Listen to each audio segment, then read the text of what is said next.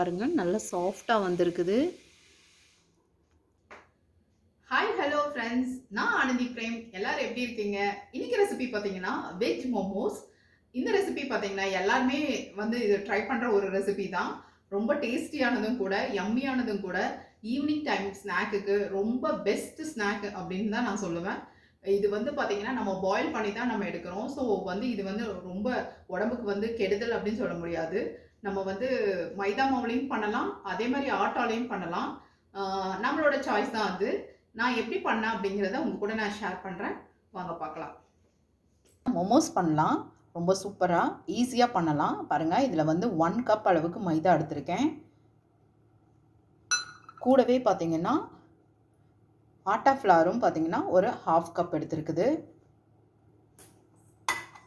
இதுக்கு தேவையான அளவு ஒரு 1/2 டீஸ்பூன் அளவுக்கு உப்பு சேர்த்திக்கிறேன்.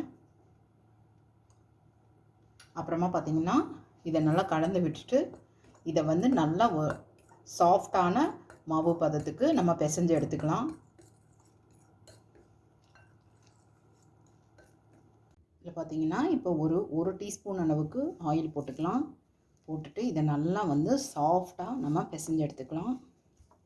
நல்லா சாஃப்டாக பிசைஞ்சிட்டு நம்ம பார்த்திங்கன்னா ஒரு 10 மினிட்ஸ் இதை ரெஸ்ட் டைம் கொடுக்கலாம். இதுக்கு மேலே பார்த்திங்கன்னா மாவு காஞ்சி போகாமல் இருக்கிறதுக்கு எண்ணெய் தடவிக்கலாம். இப்போ இதுக்கு தேவையான உள்ளே வைக்கிற ஸ்டஃபிங் நம்ம பார்க்கலாம், என்னென்ன தேவை அப்படின்னு சொல்லிட்டு. பார்த்திங்கன்னா இது ஒரு 100 கிராம்ஸ் இருக்கும். கோஸ், கேபேஜ் எடுத்துருக்குது. அப்புறமா 1.5 கேரட் எடுத்துருக்கிறேன். ஒரே ஒரு ஆனியன். அதுக்கப்புறமா பார்த்திங்கன்னா சின்ன துண்டு இஞ்சி, 2 பச்சை மிளகா, அப்புறம் கொஞ்சம் கொத்தமல்லி.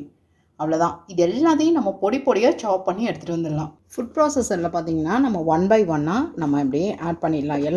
எல்லா வெஜிடபிள்ஸையும் இதுலேயே ஒன்றா போட்டுடலாம். நம்ம இஞ்சியும் சேர்த்து இதில் போட்டுடலாம். இதை ஒரு 2 நிமிஷம் நம்ம போதும்.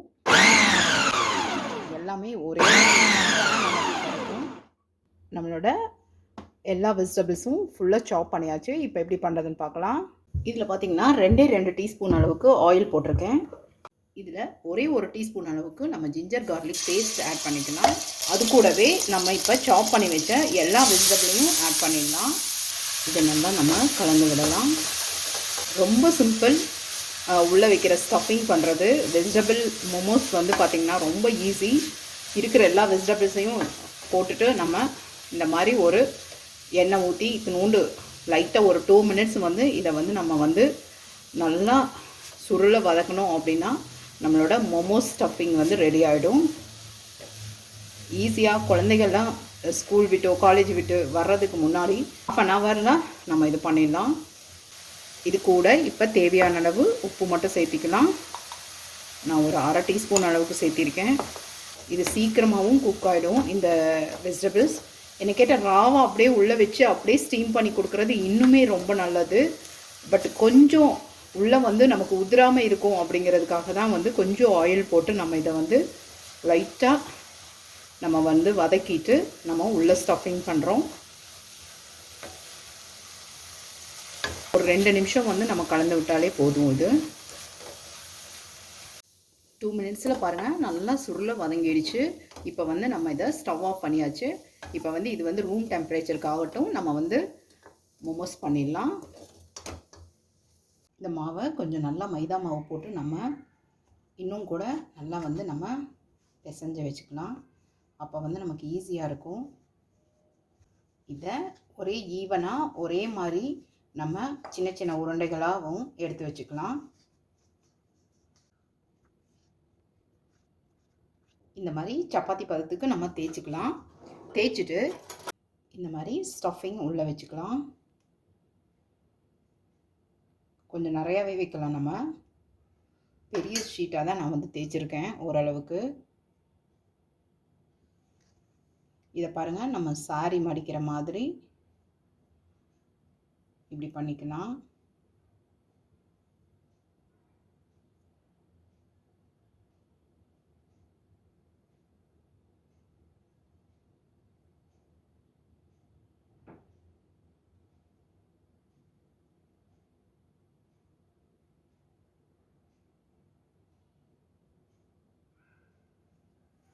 இதே மாதிரி எல்லாமே நம்ம செஞ்சு வச்சிடலாம்.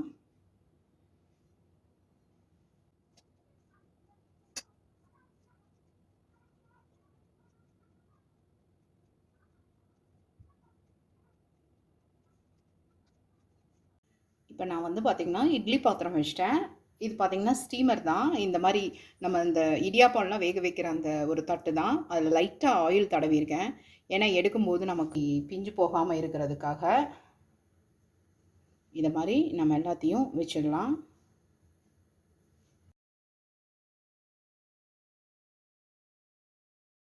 இதுக்கு பார்த்திங்கன்னா நம்ம ஒரு 7 to 8 மினிட்ஸ் நம்ம வந்து வேக வைக்கிறதுக்காக டைம் கொடுக்கலாம். நல்லா கொஞ்சம் ஹை ஃப்ளேம்லேயே வச்சுக்கலாம். நம்ம சுவையான மோமோஸ் ஆயிடுச்சு. இப்போ நம்ம வந்து ஸ்டவ் ஆஃப் பண்ணலாம். 6-7 மினிட்ஸ் ஆச்சு. நல்லாவே வெந்திருக்குது பாருங்கள். லைட்டாக நைஃப் விட்டு பார்க்கலாம். ஒன்றும் ஆகலை, நல்லா தான் இருக்குது. இது கொஞ்சம் நேரம் ஆறட்டும். அதுக்கப்புறமா நம்ம சர்வ் பண்ணலாம் எல்லாருக்கும். சுட சுட மோமோஸ் சூப்பராக ரெடியாக இருக்குது. இந்த சட்னி பார்த்திங்கன்னா நம்மளோட சேனலில் இருக்குது. நீங்கள் செக் பண்ணி பார்த்துக்கோங்க. நான் டிஸ்கிரிப்ஷன் பாக்ஸில் வந்து இந்த லிங்க் நான் தர்றேன். ஃப்ரைட் ரைஸுக்கும் சேர்த்து நம்ம இந்த சட்னி வந்து யூஸ் பண்ணலாம். நம்ம சுவையான மோமோஸ் ரெடி ஆகிடுச்சு. இந்த ரெசிபி பிடிச்சிருந்ததுன்னா கண்டிப்பாக லைக் பண்ணுங்கள், ஷேர் பண்ணுங்கள், நம்ம சேனலை சப்ஸ்கிரைப் பண்ணுங்கள். தேங்க்ஸ் ஃபார் வாட்சிங். பாருங்கள், நல்லா சாஃப்டாக வந்திருக்குது. உள்ளே பாருங்கள்.